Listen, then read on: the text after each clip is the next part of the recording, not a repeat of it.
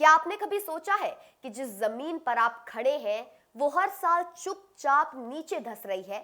भारत के सबसे उपजाऊ इलाके जहां करोड़ों लोग बसते हैं और वहां से हमारे देश का अनाज आता है, वे धीरे धीरे समुद्र के स्तर से नीचे जा रहे हैं। ये कोई प्राकृतिक आपदा नहीं, बल्कि इंसानी दखल का नतीजा है।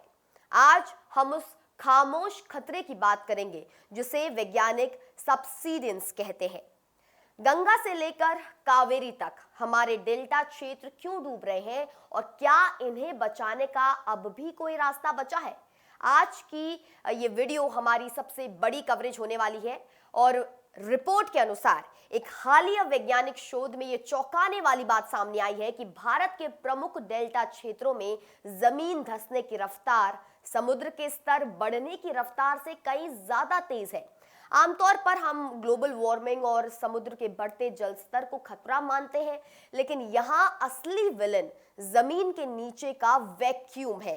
जब हम खेती या उद्योगों के लिए बेतहाशा जमीन के नीचे का पानी जो है ग्राउंड वाटर एक्सट्रैक्शन पानी को निकालते हैं, तो मिट्टी की परतों के बीच जो दबाव बना रहता है वो खत्म हो जाता है। नतीजा ये होता है कि ऊपर की जमीन भारी दबाव के कारण नीचे की ओर बैठने लगती है।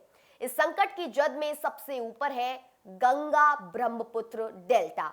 पश्चिम बंगाल और बांग्लादेश का एक बड़ा हिस्सा हर साल कई मिलीमीटर नीचे धंस रहा है। यही हाल दक्षिण भारत में कृष्णा और गोदावरी नदियों के डेल्टा का भी है। वैज्ञानिकों का कहना है कि नदियों पर बने बड़े बांधों के कारण उपजाऊ मिट्टी यानी कि सेडिमेंट डेल्टा तक नहीं पहुंच पा रहे हैं। पहले नदियां अपने साथ मिट्टी लाती थी जो जमीन के स्तर को बनाए रखती थी, लेकिन अब बांधों ने उस रास्ते को रोक दिया है।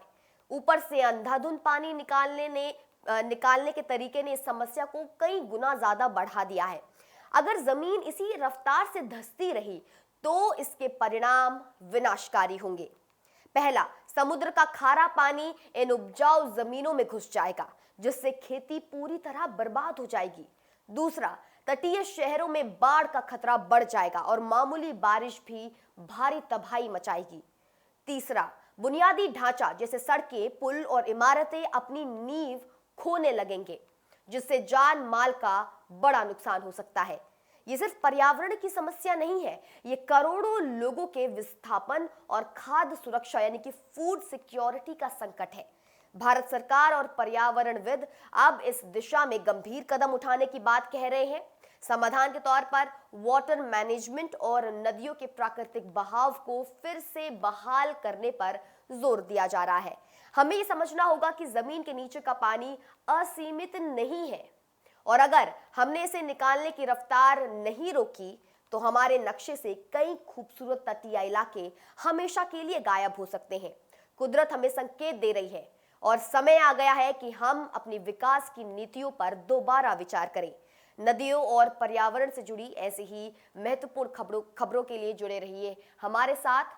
और आज की इस विशेष रिपोर्ट में बस इतना ही। देखते रहिए सिर्फ और सिर्फ इंडिया न्यूज़। धन्यवाद।